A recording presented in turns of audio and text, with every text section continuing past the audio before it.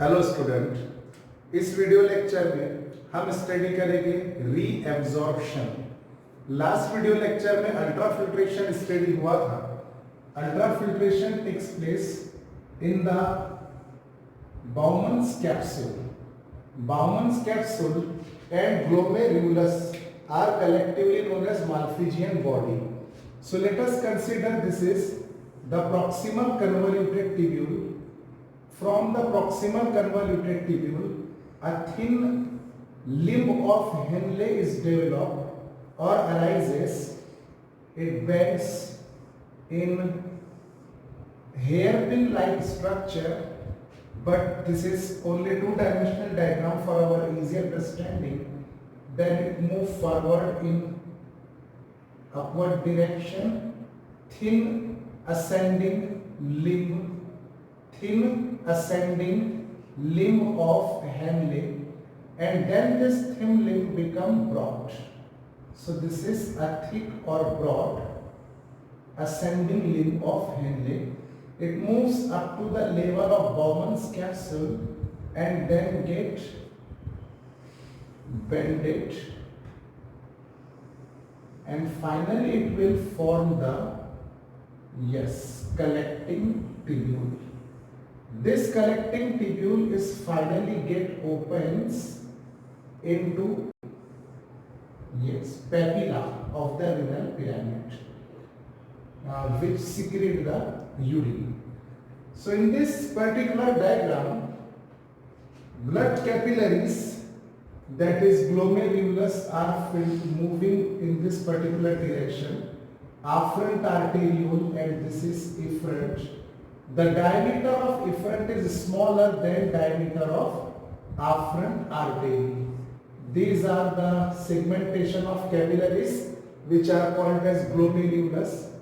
As a result of ultrafiltration through the three successive filter layer, means endothelium of blood capillaries, basement membrane, and podocyte cell of the visceral epithelial, the content get filtered and come into the Bowman's area, Bowman's capsule or Bowman's space.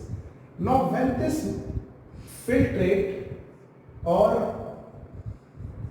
is also called as tubular fluid.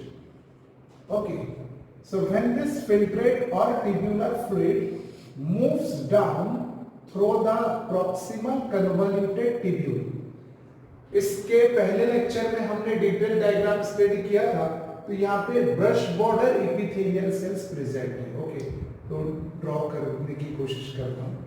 These are the brush border epithelial cell which increase the surface area of proximal convoluted tubule, and reabsorption, that is maximum reabsorption taking place in this area. Now point to be noted that our body fluid, means whatever be the amount of blood which is flowing in our body, having the osmolarity of 300 milliosmol per liter. This is artery, afferent arteriole, afferent efferent, जितना भी blood हमारे body में flow हो रहा है, जितना भी body fluid हमारे बॉडी में सर्कुलेट होता है, उस बॉडी फ्लूइड का नॉर्मल कॉन्सेंट्रेशन होता है 300 milli osmol litre inverse. Litre inverse means per litre.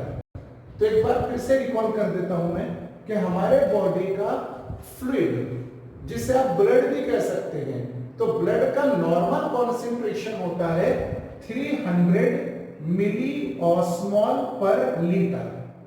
Okay, under any circumstances, अगर किसी भी सिचुएशन में, अगर किसी भी कंडीशन में आपका बॉडी फ्लूइड का कॉन्सेंट्रेशन 300 मिली ऑस्मॉल पर लीटर से बढ़ जाता है, मींस आप उसको इस तरीके से शो कर सकते हैं कि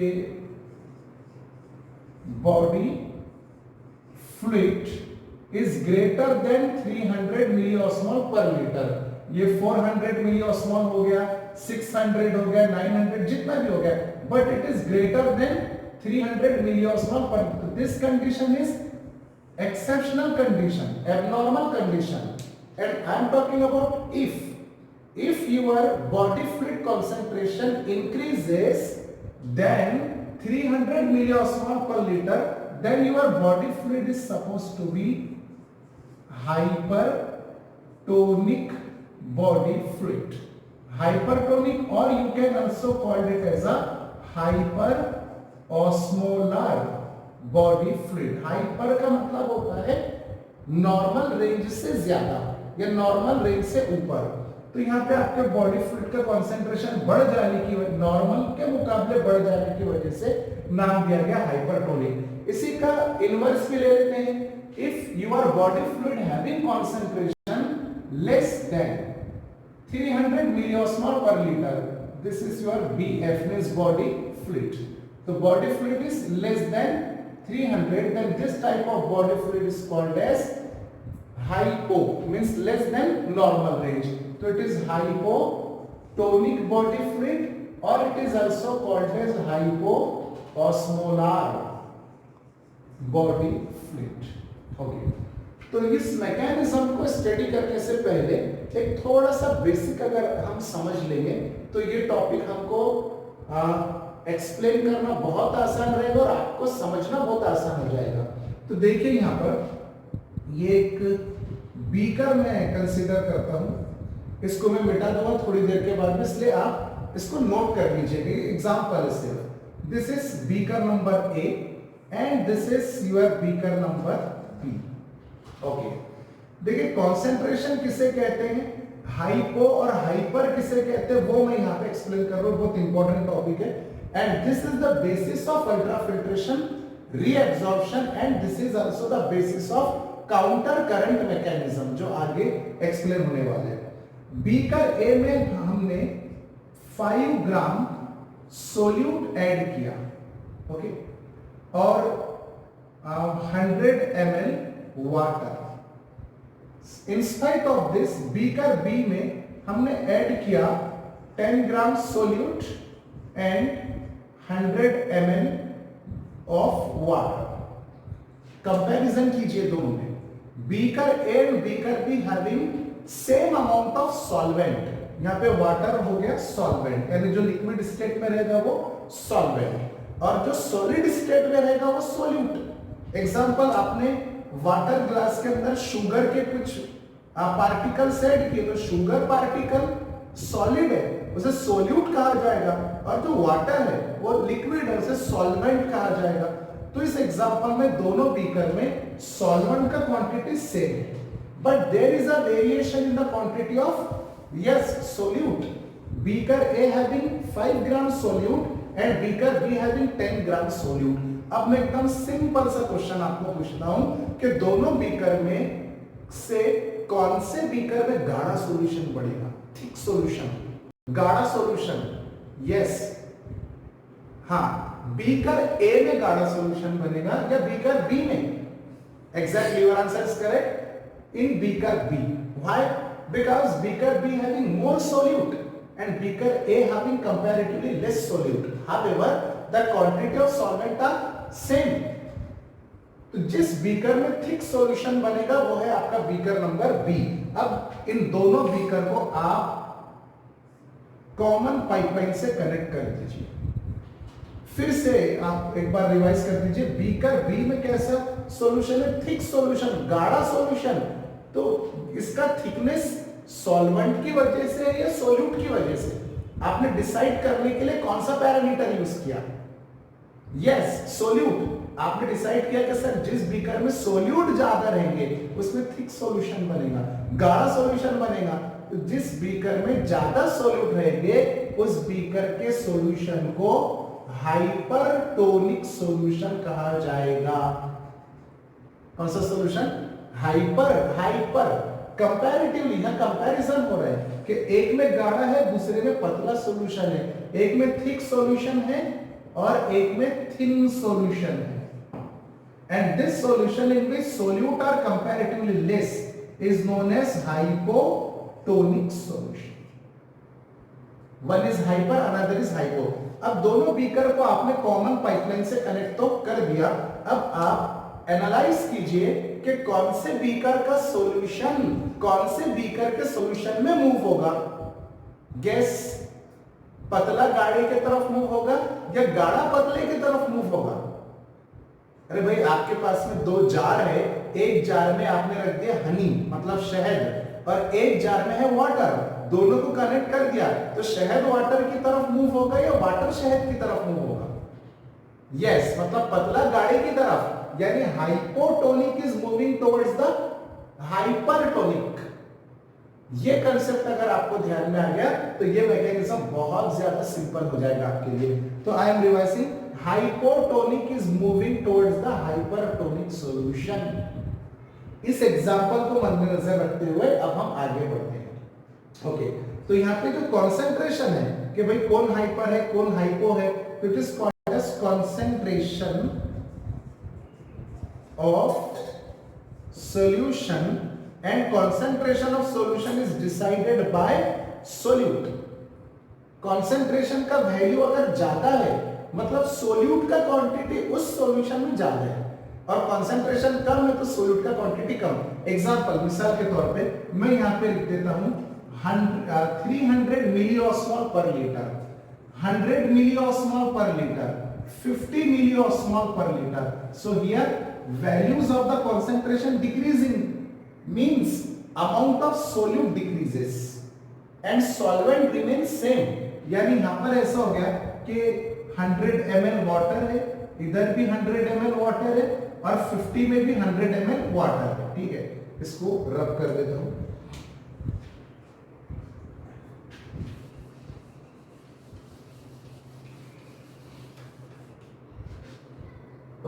So whatever be the value of concentration 300, 150, amount of water remains same in all the three situation। But what about solute? जिसका वैल्यू ज्यादा है, concentration वैल्यू ज्यादा है, उसमें solute की क्वांटिटी भी ज्यादा रहेगी। एग्जांपल 50 ग्राम। फिर 300 से 100 पर आप आ गए तो solute का क्वांटिटी कम हो गया, solute का क्वांटिटी और भी ज्यादा कम हो गया। Okay, so this is the value of concentration which is based on the value of or which is based on the amount of solute। अब आ जाएंगे मेन टॉपिक की तरफ। तो यहां पर 300 मिलीऑस्मोल पर लीटर कंसंट्रेशन से बॉडी फ्लूइड आपका मूव हो रहा है ग्लोमेरुलस से, उतना ही कंसंट्रेशन का फ्लूइड नीचे आ गया, मतलब बाउमन्स कैप्सूल में 300 मिलीऑस्मोल पर लीटर concentration में changes नहीं होंगे। Now when the body fluid which enters in the Bowman's capsule is called as what? Filtrate। The concentration of filtrate is same as the concentration of your body fluid, that is 300 milliosmol per liter। अब जैसे ही ये fluid थोड़ा नीचे आएगा मतलब PCT की तरफ आएगा, this area is proximal convoluted tubule and it is present in the cortex region of the kidney। ये कौन से रीजन में? कॉर्टेक्स रीजन में। तो जैसे ही आपका फ्लूइड नेफ्रॉन के बाउमन्स कैप्सूल से पीसीटी की तरफ आता है तो मैक्सिमम रीएब्जॉर्प्शन होगा। और मैं लास्ट लेक्चर में आपको बताया था कि रीएब्जॉर्प्शन का मीनिंग क्या होता है कि कैपिलरी यहां पर है, ब्लड कैपिलरी, वो ब्लड कैपिलरी नेफ्रॉन के कंटेंट को अपने अंदर एब्जॉर्ब कर लेती है। ये ट्यूबुलर फ्लूइड का कंटेंट ट्यूब में से बाहर निकलेगा, इसे कहेंगे रीएब्सॉर्प्शन। अब आप बोलेंगे सर ये तो एलिमिनेट हो रहा है, इसको एब्जॉर्प्शन क्यों कहें? अरे भाई ये ब्लड में जाके मिला ना, तो ब्लड ने क्या किया? वापस से अपने कंटेंट को एब्जॉर्ब कर लिया। Therefore with respect to blood capillaries it is called as reabsorption. अब मैं कैपिलरीज को मिटा देता हूं। तो कौन से कंटेंट एब्जॉर्ब है? 100% अमाइनो एसिड, यानी जितना भी अमाइनो एसिड ब्लड कैपिलरी से आया था फिल्ट्रेट में पूरा अमाइनो एसिड पीसीटी से बाहर निकल गया, complete amino acid. Same 100% of glucose, जितना भी ग्लूकोज ग्लोमेरुलस से फिल्ट्रेट में आया था सब का सब ग्लूकोज पीसीटी के थ्रू रीअब्सॉर्ब हो गया, 100% reabsorption. Now 70 to 80% electrolyte included sodium, then chloride, then HCO3 that is bicarbonate and water। So 70 to 80% of electrolyte and water reabsorbed from the PCT. Okay, अब यहां पर ये सब नीचे आते आते रीअब्जॉर्प्शन हो गया, बहुत सारी चीजें निकल गई फ्लूइड के अंदर से। यहां पर अब जब फ्लूइड आपका आया तो यहां पे फ्लूइड का कॉन्सेंट्रेशन कितना है? मैं फिर से एक बार रिपीट कर दूं कि concentration of fluid is based on solute quantity. यहां पर से बहुत सारे सोल्यूट निकल गए, सोल्यूट ज्यादा रहेंगे कॉन्सेंट्रेशन का वैल्यू बढ़ेगा, सोल्यूट निकल दे गया तो कॉन्सेंट्रेशन का वैल्यू कम हो जाएगा।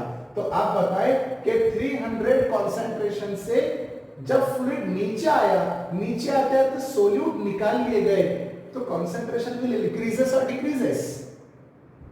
सोल्यूट निकाल गए, सोल्यूट की क्वांटिटी कम होगी, कॉन्सेंट्रेशन आपका आंसर है decreases. Answer is no. Why no? Because whatever be the amount or whatever be the proportion of solute eliminated from the body fluid or from the tubular fluid, same proportion में water भी eliminate हुआ, ये यहाँ पे लिखा है। तो बहुत सारे लोग इस पे कॉन्सेप्ट ध्यान नहीं दे पाते कि भाई सोल्यूट निकले कॉन्सेंट्रेशन कम हो जाएगा, सही बात है, लेकिन वाटर भी तो उतने ही प्रोपोर्शन में निकला ना, तो इसीलिए कॉन्सेंट्रेशन सेम मेंटेन रहेगा ऊपर और नीचे, यानी पीसीटी के पहले और पीसीटी के बाद में दोनों तरफ कॉन्सेंट्रेशन ग्रेडियंट सेम है, मतलब आइसोटोनिक सॉल्यूशन। आइसोटोनिक और आप इसको आइसोऑस्मोलर भी कह सकते हैं। ओके, चलिए आगे बढ़ते हैं। अब ये यहाँ पे सॉल्यूशन आ गया आपका, इसका कॉन्सेंट्रेशन सेम है 300 मिलीऑस्मोल पर litre. Now the solution is moving continuously like this. Okay. हमारे बुक में, एनसीईआरटी बुक में डायग्राम है, उसमें दिया हुआ है कि जो कॉर्टिकल रीजन है वहां पे कॉन्सेंट्रेशन ग्रेडियंट होता है 300 मिलीऑस्मोल पर लीटर। ओके, फिर जैसे जैसे आप नीचे जाएंगे तो कॉन्सेंट्रेशन ग्रेडियंट इंक्रीज होता है। concentration gradient is increases while you are moving from corticomedullary region of the kidney. corticomedullary यानी कि फॉर एग्जांपल आपका किडनी डायग्राम है, दिस इज योर कॉर्टेक्स, तो इन cortex concentration is 300. when you are moving deep up to the center means cortex to medulla, this concentration gradient goes to be increases and maximum it will become up to 1200 in normal condition. This is the unique mechanism of kidney. इसको छोड़ करके complete body में fluid का एक ही concentration value होता है 300, लेकिन kidney में जब आप कॉर्टेक्स से मेडुला की तरफ जाते हैं तो concentration value goes to be increases. So how it is increases I am explaining in this diagram. So this proximal convoluted tubule and the descending limb of Henle are this much portion is permeable to water. Permeable, able means काबिल, तो this ये जो portion है, ये जो PCT है, descending limb of Henle है, ये वाटर को बाहर जाने की दे सकती है, इसीलिए इसे कहा गया है permeable to water. And opposed to this, ascending limb of Henle up to this much part, this region is actually impermeable to water. Impermeable to water, but it is permeable to what? Solute. अब ध्यान से देखिएगा कि solution मतलब tubular fluid which is also called as filtrate 300 milliosmole पर litre concentration से move होते होते जैसे ही असेंडिंग लिम्ब के अंदर आया, तो असेंडिंग लिम्ब पर ऊपर गया, जो थिक पार्ट है ascending limb of loop of Henle का, this thick part having the cells like this, and these cells are permeable to solute but impermeable to water. मतलब ये सेल्स वाटर को tube से बाहर सीक्रेट नहीं करेंगे, ये ट्यूब से बाहर किसको बाहर निकालेंगे? सोल्यूट को। Exactly, because it is ascending limb and it is permeable to solute but not permeable और इम्परमिएबल टू वाटर। तो यहाँ पे फ्लूइड आया, ये जो सेल है आप इस सेल की तरफ देखिए, यहाँ पर है sodium potassium pump, sodium potassium pump, okay, और यहाँ पर है को ट्रांसपोर्टर। अभी ये ट्यूब में जितना भी फ्लूइड ऊपर आ रहा है इसका कॉन्सेंट्रेशन कितना है? 300 मिलीऑस्मोल, कंटिन्यूअसली 300 मिलीऑस्मोल रेट से ऊपर है। Now what will happen, the ionic elements like sodium, chloride, potassium are eliminated out from the tubule, and this cell with the help of this pump or channel throw out sodium in the outside। और ये tubes के बाहर का जो reason है, ये कौन सा रीजन है? This is interstitium region of kidney, interstitium region of kidney.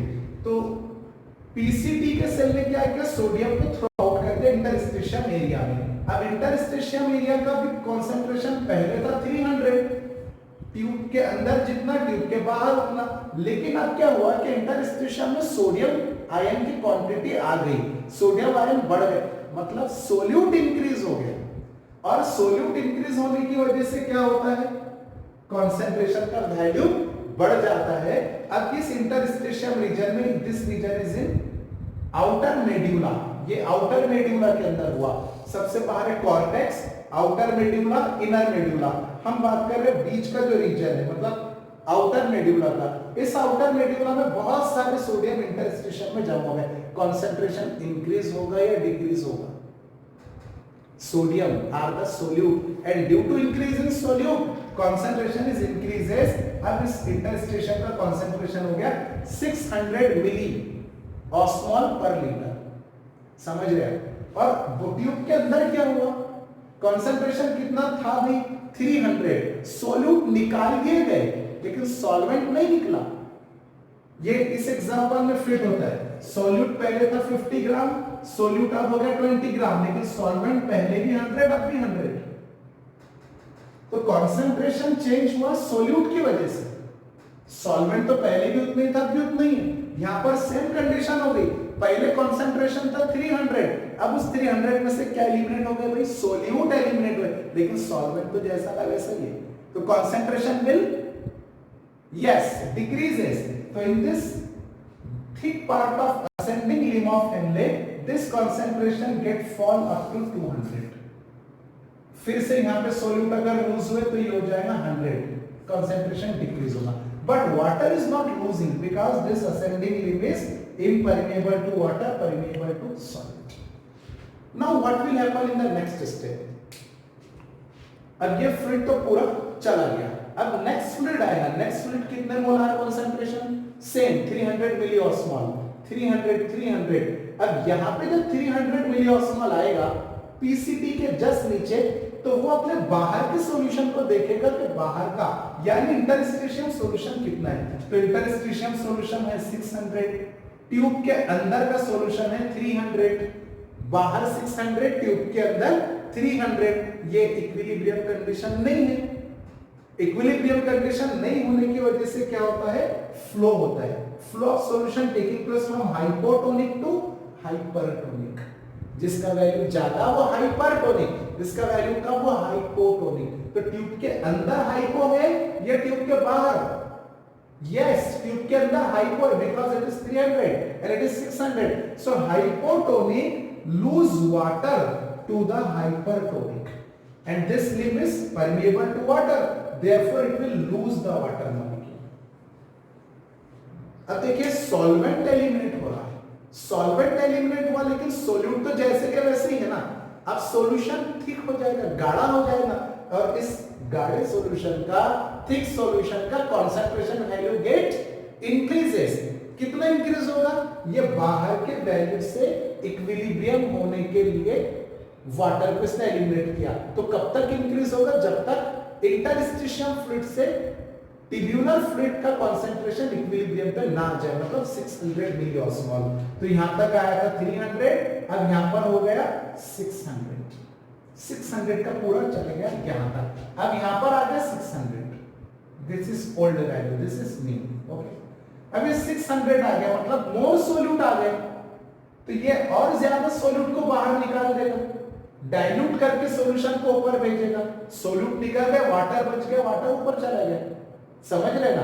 तो सोल्यूट बाहर निकलने की वजह से यहां पर और ज्यादा सोडियम जमा हो जाएगी, मतलब कंसंट्रेशन 600 मिलीऑस्मोल से और बढ़कर कितना हो जाएगा, 800 या फिर 900, जितना भी है, मल्टीप्लाइंग फैक्टर्स के अंदर, समझ रहे ना। तो इंटरस्टिशियम का आउटर मेड्यूला, इनर मेड्यूला, इस तरीके से अपना कंसंट्रेशन बढ़ाते रहेगा। अब फिर से वापस फ्लूइड आया 300, फिर यहां पर आया 300, फिर देखा कि बाहर तो 900 है, इसने फिर वाटर लूज किया। तो देखिए इंटरस्टिशियम में वाटर जमा होते जा रहे हैं, किडनी वाटर को रिटेन कर रही है, किडनी वाटर को कंजर्व करके फिर से हमारे बॉडी फ्लूइड में, यानी यहाँ पे अगर ब्लड कैपिलरी है तो ये जो जमा हो रहा है वाटर, ये वापस हमारे ब्लड में आएगा और हमारे बॉडी का फ्लूइड मेंटेन स्टेट में रहेगा।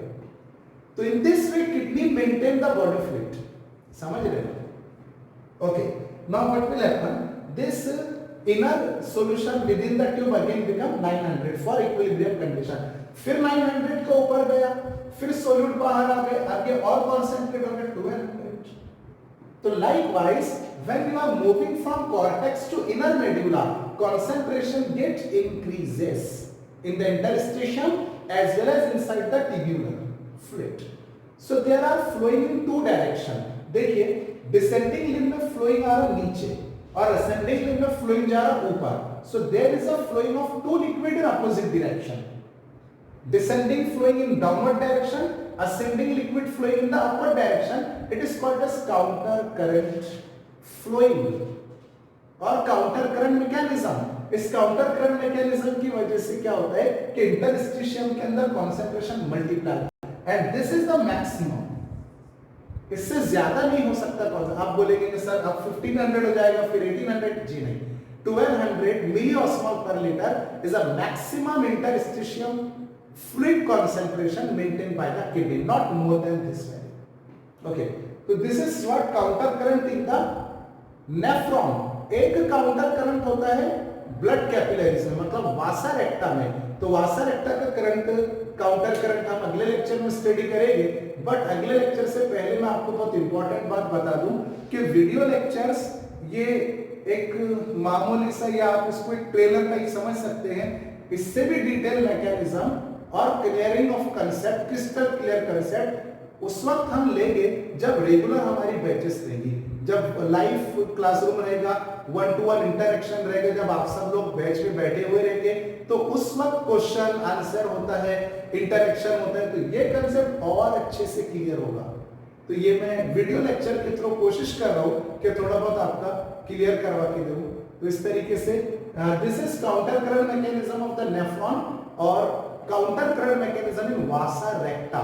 And what is juxta glomerular apparatus. सबसे इंपॉर्टेंट बात तो ये है, जक्स्टा ग्लोमेरुलर एपरेटस में बहुत सारे लोग कंफ्यूज होते हैं, तो वो भी हम अगले लेक्चर के अंदर कंटिन्यू करने की कोशिश करेंगे। ये पूरा नोट कर लीजिए, आपके पास में नोट्स प्रिपेयर करें, और वीडियो लेक्चर स्टडी करने से पहले आप एनसीईआरटी और स्टेट बोर्ड का कंटेंट पढ़ लीजिए, ताकि आपको वीडियो लेक्चर के बाद पूरा कंसेप्ट अच्छे तरीके से समझ में आ जाना चाहिए। Thank you very much.